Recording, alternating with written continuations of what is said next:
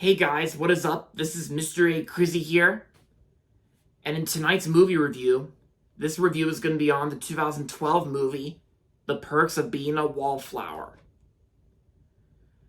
So, in this movie is based on a young adult novel of the same name, and was released in September of 2012. And so in this movie, we follow a shy freshman named Charlie who becomes friends with two outgoing senior students who teach him about first love and friendship. However, as his friends prepare for college, Charlie must confront his troubled past.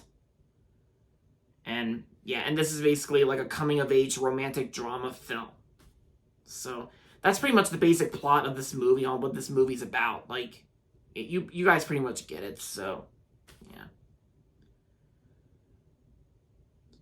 So yeah, I actually just watched this movie like recently, like at the end of July, like the last day of July. This was actually the last movie I actually watched during the month of July this year. Yeah, it was streaming on HBO Max, so yeah, I gave it a watch, and I gotta say, The Perks of Being a Wallflower was actually a really well-made, great film.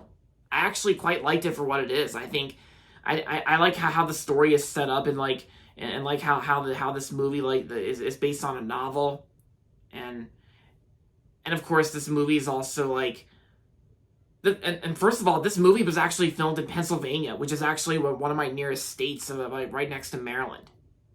Yeah, and I think Pennsylvania is actually is actually around Maryland or something like that. But you guys get it, so yeah. And of course, the novel is also set in the early 1990s. And I actually did like the setting to this movie as well. I thought the setting was very neat.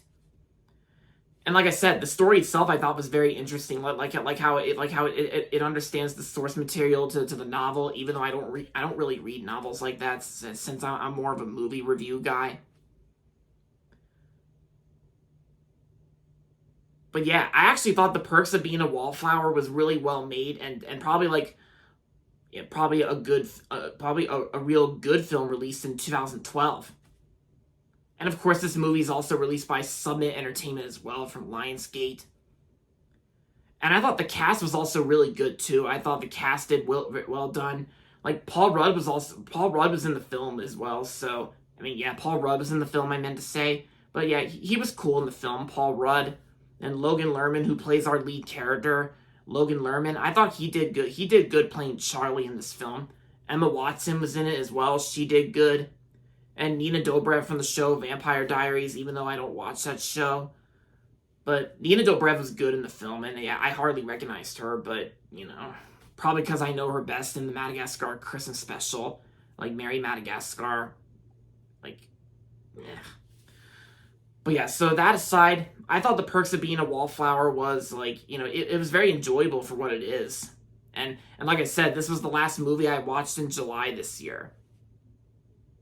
Yeah, like the last July movie I watched that I logged and rated on Letterboxd.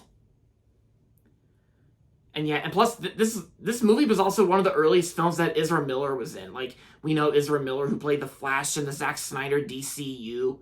Because in recent years before the 2023 film Flash came out, Ezra Miller has went through a lot of arrests and controversies, and drama aside, I'm just judging Ezra Miller as their character in this film, because yeah, they go by they and them pronouns, but you pretty much understand and get it, but. But yeah, so Ezra Miller plays Patrick in the film, and I thought his character was decent. If we ignore the drama surrounding Ezra Miller, but you get it. So yeah, and I thought this was a good watch on HBO Max, and yeah, and also I did like how this movie is mainly like a coming of age story, and yeah, I mean, I kind of already said that, but. Yeah, the best way I can describe The Perks of Being a Wallflower is just a really good, well-made film that's like Steven Chbosky, who directed this film.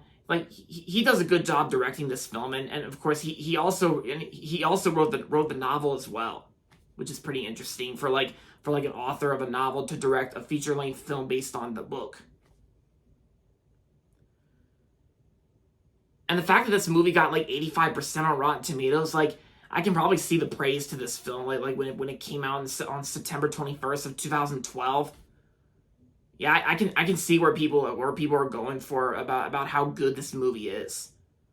And I wouldn't really call this movie underrated, even though some people do talk about this film back then. But of course I wouldn't really call this film underrated. I gotta say this was actually a very well done, well made film. Yeah, Logan Lerman, Emma Watson, Paul Rudd, Nina Dobrev, and yeah, and a bunch of other people that are in this film, and yeah.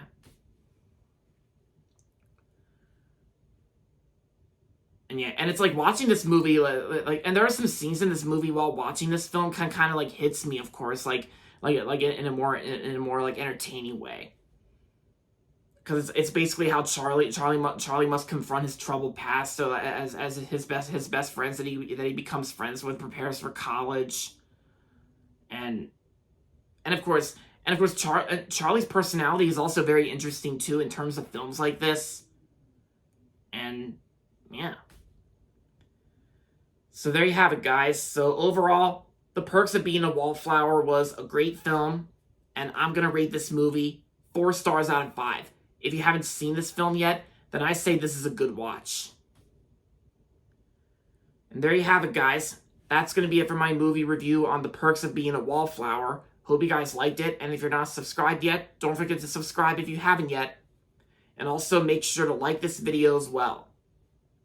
With that being said, until next time, this is Mr. A. Crizzy saying goodbye, everybody, and that's about it.